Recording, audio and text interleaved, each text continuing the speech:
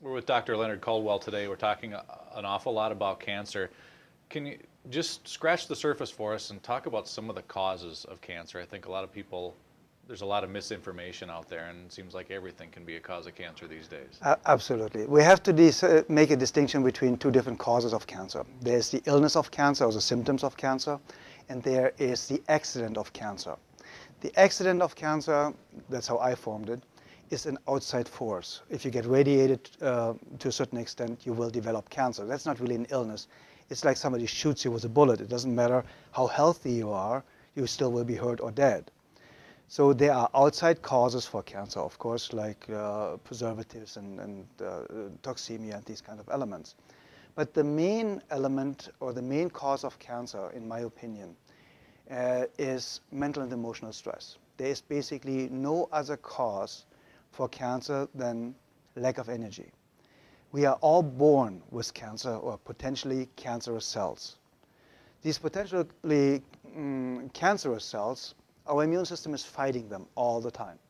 From the very first day we are born. It's basically mutated cells, half-dead cells, and so on. And our immune system just grabs it and gets rid of it. When it stops, the only cause for that is lack of energy. And this lack of energy is mainly caused by mental and emotional stress, living in constant worries, doubts, fears, living with lack of self-esteem, lack of self-confidence. The main one is, Scott, lack of hope. That's the main stressor. And with our economy and everything that's going on, of course, so many people have a huge problem with that, with lack of hope. But living in constant fear with being afraid of having not enough money to pay the bills next month, or making compromises against yourself.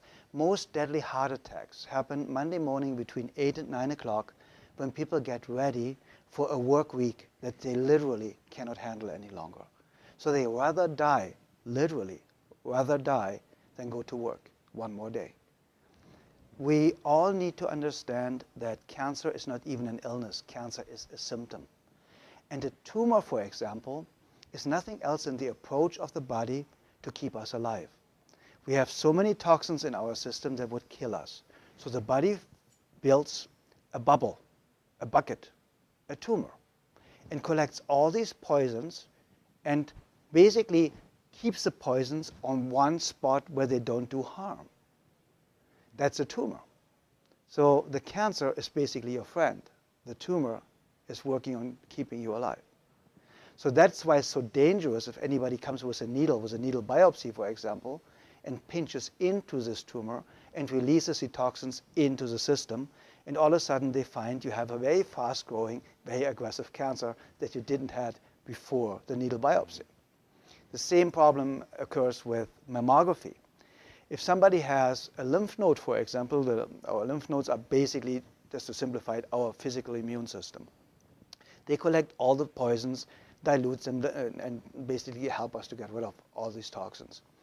So if a lymph node is really full with toxins, and we have 4 times more lymph liquid than blood, so there's a lot of toxins, a lot of lymph liquid to work through. If a lymph node really works really well and collects all these toxins, and sometimes there's just too much in it, it gets inflamed, so it takes a while longer to get rid of these toxins, to neutralize these toxins.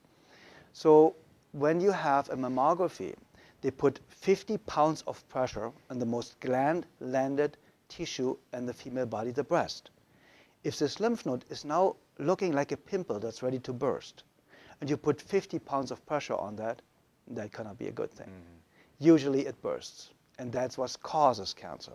So it's not like just statistically every mammography raises the cancer risk 2%, but it's also mammographies can cause cancer just by the pressure that's applied, for example.